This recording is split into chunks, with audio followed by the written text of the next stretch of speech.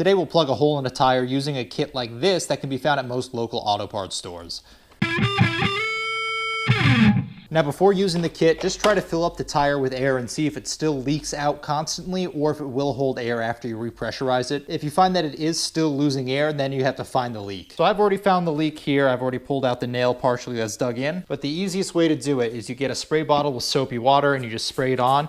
As you can see, nothing really going on there, but over here, so a lot of bubbles happen very quickly once you hit the leak location. So if you're questioning down here and you're not sure whether or not it's leaking, it's not. You will see it very quickly in the leaking location. So if your leak is between the treads on the edge of the tire and you're not here on the sidewall, then you can patch it using the tire patch kit. If it's here in the sidewall, you have to buy a new tire. The other situation that I would not use a patch or a plug is if you have a car like this that you know you're going to be driving hard, I would not use it on something like that just because the risk of a blowout is not worth the price of a new tire. Now with that said, first thing we'll do is pull this out. The next we're gonna go and open up our kit. There should be two tools in the kit. One is gonna look like this weird prong and the other one's either gonna look like a file or a drill bit. You're gonna start with that one. Taking that first kit, put it through the hole and you're just gonna rip it through a few times.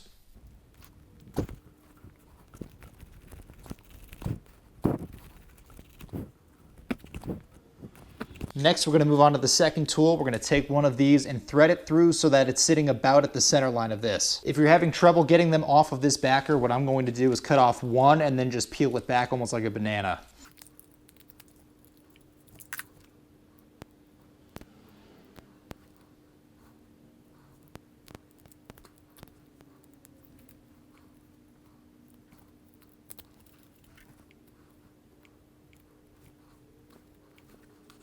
Now with the plug loaded in, we're going to open the contact cement. We're going to put a big dab of it right here on top of the hole. Then we're going to push this through.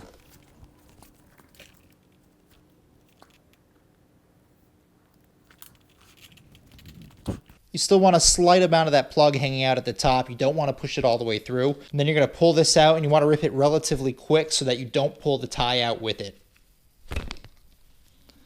Now, if you feel like you didn't put enough contact cement on before, you can add additional contact cement now. After that, you're ready to blow air back into the tire and see if it holds pressure.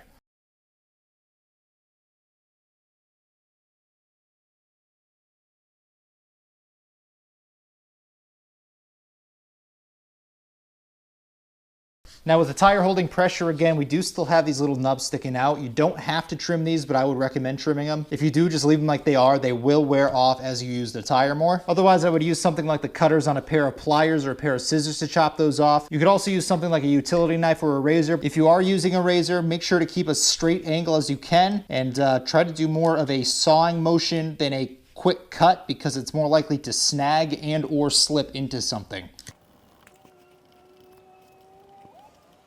Now this stuff is very gummy, it's almost like a tar texture to it and it's kind of difficult to trim, so don't feel bad about taking your time to do it.